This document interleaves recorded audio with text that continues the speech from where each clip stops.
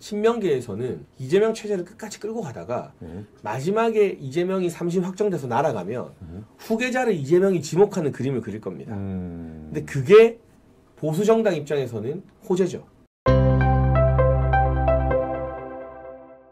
이재명 얘기 좀 해보겠습니다. 지금 이재명 어떻게 봅니까? 지금 이 사태를. 저는 사실상 정치적 사망 선고를 받았죠. 네. 공직선거법에서. 네. 그리고 재판부가 2심이나 3심에서 일부라도 무죄가 되지 않도록 하려고 네. 이재명 측이 집중 공략하던 김문기를 모른다는 사실 자체에 대해서는 죄를 묻지 않았어요.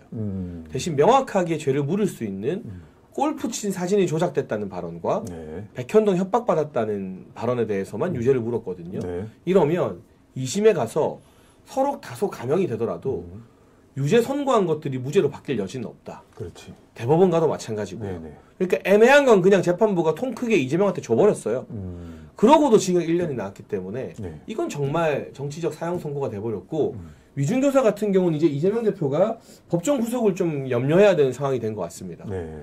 아마도 집행유예 없는 실형이 선고될 가능성이 대단히 높고 그 경우에는 뭐 법적 해석을 어떻게 하느냐에 따라 다르지만 이미 체포동의안이 한번 통과됐기 때문에 위중교사 네. 혐의가 포함되어서 그렇죠. 추가 표결 없이 구속될 수 있다는 법리적 해석도 나오고 있거든요. 네네. 그래서 사실은 조국도 진즉 구속되었어야 마땅한데 1심 재판부와 2심 재판부가 좀 눈치를 봤어요. 그래서 법정 구속을 유예해줬잖아요. 네. 근데 이게 1심은 그렇다 쳐도 2심에서는 무조건 구속이 됐어야 되는 건데 네.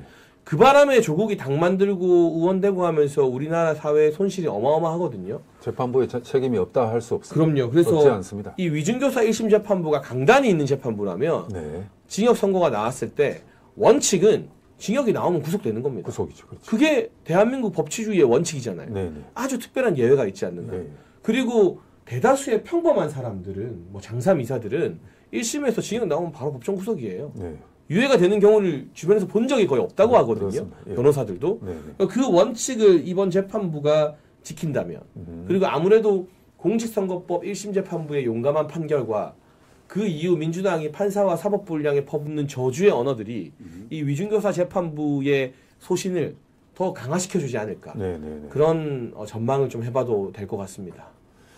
그러면 지금 이제 사실 우리 시청자 여러분들도 궁금해하는 것은 포스트 이재명의 구도가 제일 좀 네. 관심사거든요.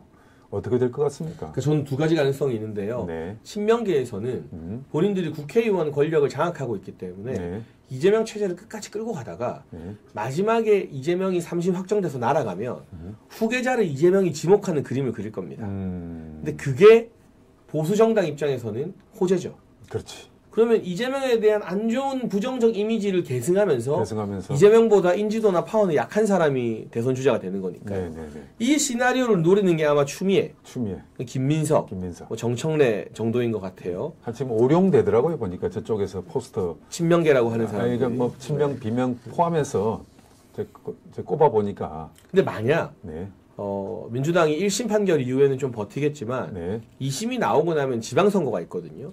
그럼 그 지방선거를 2심에서까지 유죄받은 이재명 얼굴로 치를 수 있느냐? 급격히 빠지겠죠. 예, 그랬을 때 만약 민주당에서 친명계 힘이 빠지면서 비명주자를 포스트 이재명으로 내세우면 네. 그거는 국민의힘에게 큰 위협이 될 겁니다. 이를테면 뭐 김부겸 뭐 삼총리라고 하는 네. 사람 중에 이낙연은 가능성이 좀 낮은 것 같고 정세균이 부상할 수도 있는 거고요. 이런 평소라면 좀 선호되지 않을 밋밋한 사람들이지만 이재명의 부정적 이미지와는 좀 다른 노선으로 민주당을 약간 중도적인 정당처럼 보이게 할 수 있는 그런 인물들이 등장해 버린다면 그거는 국민의힘 입장에서 이재명보다 더 어려운 상대가 되는 거거든요. 네. 그래서 어떻게 보면은 친명계가 끝까지 버티고 자기들 장악권을 안 놓고 네. 다음 지방선거도 이재명 얼굴로 치르고 이재명이 3심에서 날아가면 왕위 계승식을 이재명이 뭐 김빈성한테 해주든 정청래나 추미애한테 해주든 그 그림이 장기적으로는 보수 진영에는 훨씬 더 다음 대선 승리 가능성을 높여주는 일이고 일이다. 다만 2심 이후에 이게 와해되면서 네. 김부겸이나 정세균 등이 부상하면 그게 아마 국민의힘 입장에서는 만만치 않은 도전이 될 것이다라는 두 갈래 다른 전망을 할 수 있을 것 같습니다. 그렇죠. 그러면 그게 또 우리 또 여당 쪽에 또 영향을 미칠 거 아닙니까? 일단 이재명이 사라지는 게 기정사실화됐기 때문에 네. 국민의힘의 전통 지지층이나 보수 지지층들도 숨고르기를 하면서 누가 진짜 다음 대선에서 경쟁력이 있느냐 원점에서 재검토하게 될 것 같습니다.